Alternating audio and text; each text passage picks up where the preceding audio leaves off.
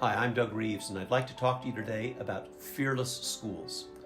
This new book and the research behind it is an antidote to the fearfulness that has pervaded American education. I want to acknowledge that I'm deeply indebted to Harvard Business School professor Amy Edmondson for pioneering this work in the medical field. She identified the phenomenon called psychological safety, in which it is okay to make mistakes and learn from them. Professor Edmondson asks this provocative question: which hospital would you rather go to? The one with a high error rate or a low error rate? And I'm thinking, well, gee, Professor Edmondson, I want to go to that hospital with a low error rate. Wrong, she says. The hospitals have the same error rate, only some report the errors and learn from them, and others have a fearful environment in which they cover them up. Similarly, in education, if we want to have an environment of psychological safety, a fearless school, we've got to be willing to have leaders, educators, and students joyfully speak about their mistakes, how they learned from them, and how they corrected them. How the entire system can learn from my mistakes. The fearless leader is not the one who stands up and never admits mistakes. The fearless leader is the one who talks about my 3 biggest bloopers of the last few months.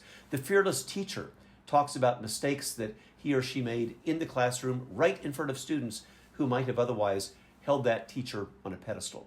And the fearless classroom is one in which students can thoughtfully reflect on their mistakes, what they learned from them, and how they got better and better.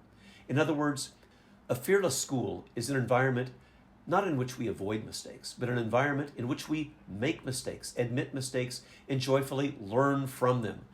I've heard wonderful teachers and leaders talk about how they celebrate mistakes every week and help the entire school not only know that it's okay to make a mistake, but to learn from it, to share those ideas with our colleagues. That's why we can have fearless classrooms, fearless leaders, fearless teachers. And it leads ultimately to fearless change.